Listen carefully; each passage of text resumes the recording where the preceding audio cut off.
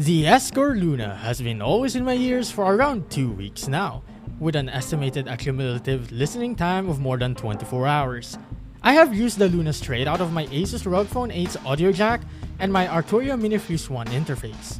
I paired the Luna with the Duno SNS ear tips and its stock cable.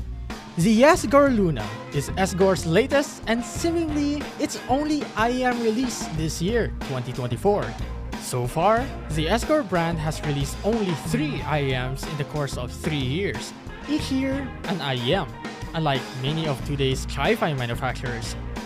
Though, I have a sneaking suspicion that SGOR is using the same OEM as KZ, but I digress. Unlike KZ, however, the SGOR Luna comes with a bigger box and a good stock cable. However, this stock cable sleeve at its 3.5mm termination has started to slide from its place, a seemingly common issue found in the SGOR Luna stock cable. But hey, at least it's thicker than your budget 2-core cables. Within its unexpectedly chunky transparent resin shell topped with a gorgeous faceplate is a 13.5mm planar driver. Looking within, one can see the crossover board with its thick planar driver assembly stacked atop. Upon seeing the SGOR Luna in person for the first time, I was surprised at the big size of the shell, considering it's only housing a 13.5mm planar driver, and the fact that the KZPR planar series boasts a similar driver size and having a thinner and smaller shell. That does not make the Luna any less comfortable, since that depends on each person's ear. It only felt that the Luna feels more of the ear and the ear canal compared to the KZ's PR series. It also has quite good venting. In my experience, I did not think once of removing this from my ear because of fatigue. But due to its size, I'm constantly reminded that I'm wearing it. Despite that, it feels very comfortable wearing these. The design is bold, quite reminiscent of a recent, more expensive IEM. Though, I have not tried the SimGot Supermix 4, I should dare say that aesthetic-wise, this is the budget man's Supermix 4.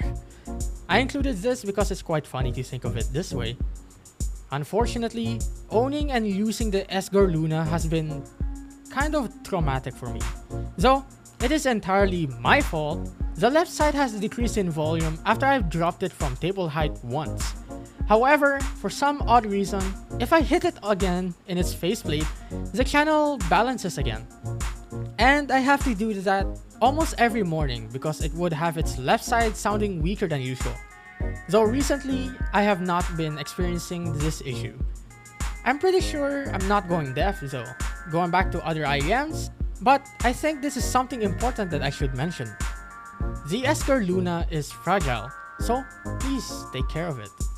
I should say, I'm dismayed since my KZPR3 has been through a lot and has been dropped several times, and yet it has never exhibited issues such as these. Though, I made sure this issue does not affect the technicals, especially the soundstage in my review. That isn't the only story in my traumatic journey. Again, it is my fault, but this time, partially. But I will take this opportunity to criticize the nozzle lip which holds the ear tip from flying off, and yes, one of my Duno SNS flew off to the heavens when I simply pulled it out from my bag. And these ear tips are quite expensive, at least for me. Again, I say again, even if it's because of my carelessness, please pay attention. Finally, the sound! I'll try to do the no comparisons challenge, but the SGOR Luna reminded me of the KZPR3 and made me fall in love again with the PR3 without equalizing it again. But that is not to say that the Luna is the same as the PR3. In fact, I'd say that this is the PR3 that I wished it was. Sort of. For one, the bass on the SGOR Luna, as expected of a planar driver, is very fast and punchy. This almost made me punch the air with every beat. Let me emphasize, almost. I was left empty by the Luna in its bass extension and sub-bass rumble. Of course, you can still hear the sub-bass in a song, but on top of having fast transients, the sub-bass is rolled off. I recognize that people will find this bass response perhaps apart from its transients and timbre, to be perfect. But I'm a bass head, and I don't need to explain any further why I'm quite dissatisfied. Should I? The mid bass, however, is quite a treat. It warms the vocals and yet does not exhibit bass bleed to my ears. The SGOR Luna is quite boomy, but only at the first impacts of the beat. As you can probably figure, it has great definition. It quickly resolves itself to prepare itself for the next beat. That is what made me smile. This is what I wished for in the KZPR3. Kick drums never sounded monotonous, and I admit, it's also due to the help of the rolled sub-bass, which makes the bass less fuzzy. The bass guitars are pushed more forward into the stage as well. At times, I wish the mid bass was much stronger since it comes and goes too quickly for me. And I wish the sub bass was not rolled off so it would have more impact and physicality. Apart from that, this is a well done mid bass. Somehow, as it is the magic, figure of speech, of planar drivers, mids don't sound recessed. I could still pick up the harmonics of keyboards, stringed instruments, and the weight of each drum and drum kit. And the SGOR Luna is no exception. Every detail in this frequency range can be effortlessly focused on. They never get lost in the bass or treble, and that is what gives me goosebumps every time. But the SGOR Luna also adds warmth and body to the vocals, which made them sound full, sweet, and lively to my ears. The mid-range of the Luna is very engaging and never tiring to listen to, even if you have heard the same song for the longest time. At least, that was my case. Just as its mid-range, the upper mid-range and treble is as engaging and even more exciting too. Despite it being V-shaped, having boosted upper mid-range and more boosted bass, it somehow never sounded shouty or spicy to me. Just to note, this isn't the case of the IM's lower sensitivity since I volume matched it with other IMs, but I have to be honest, I don't have a proof of measurement of that, so take that as you will. But one argument that I will make is that I don't find the PR3 to be shouty either at maximum volume. I've also demoed the Lecture S08 for a short time and did not find that to be shouty at full volume as well. Perhaps I'm biased towards planar drivers, but there is a good synergy between my ears and planars that I cannot explain. Coming back from that tangent, even if the upper mid-range is boosted, I found the Luna to be exceptionally scalable. Though, occasionally, I found vocals to be slightly too peaky and nasal. The upper mid-range and treble is no different from other frequencies.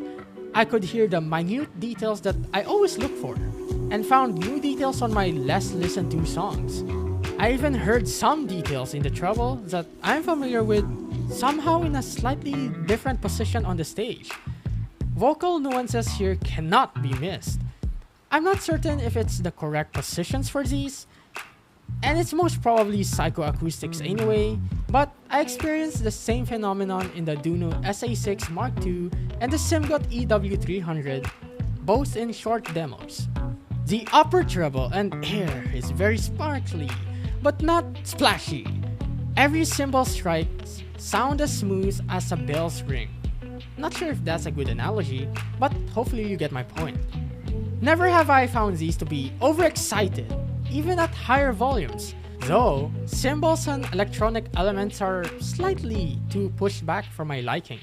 The treble is slightly more rolled off compared to the KZPR3. Yep, I failed the try not to compare challenge, but I thought I should mention this since I find the PR3 to have attenuated sibilance, but having a more airy soundstage. And the Luna has less pronounced sibilance. The Luna's treble appropriately follows his upper mid-range. Micro details in the upper treble are more nuanced and noticeable. Though, for me, it still requires slightly more effort to look for compared again to the PR3. Micro details never get drowned out amidst the exciting mid-range and punchy mid-bass. I'd say that the Luna approaches micro details differently than the PR3 by having a relaxed upper mid-range instead of boosting the treble. As expected of a planar driver, the Luna has good imaging, a wide soundstage, and amazing instrument and vocal separation.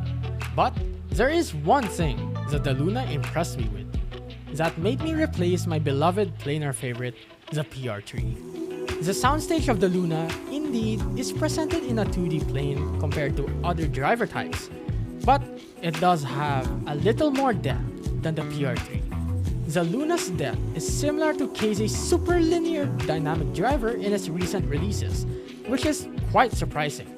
But the one thing that will take the Luna to the moon is its almost out of the head soundstage. Though it is not consistent in every song and is less impressive compared to multiple dynamic driver sets I've tried, the Luna does make guitars, pianos, and keyboards sound wider than typical stereo. For example, rhythm guitars, which I often hear to be dead left or dead right, the Luna presents the guitars to be to the side and slightly behind you, which gives the illusion of it being behind me. Another example is cymbals, which I usually could point at one single direction. The Luna, not only does it place it a little higher than normal, it also diffuses the cymbal's transients after, like a wave spreading to all directions. The one thing that I think reduces this effect is the fact that I can feel that I'm wearing the IEM, which destroys the mind trickery somewhat. Allow me to backtrack a bit. As expected of a planar driver, the Luna has good imaging. Good? Not great? Indeed, Luna's imaging is sharp, but to my ears, the upper treble, to be specific, is smoothened up a bit. I must acknowledge that many people will find planars in general, especially the Luna, to be perhaps sibilant. To my ears, however, I found them to be slightly dull in sibilance, which is both a good and a bad thing. A bad thing, especially in FPS games that I play, I sometimes get confused if the sound is coming from directly behind me or directly in front of me.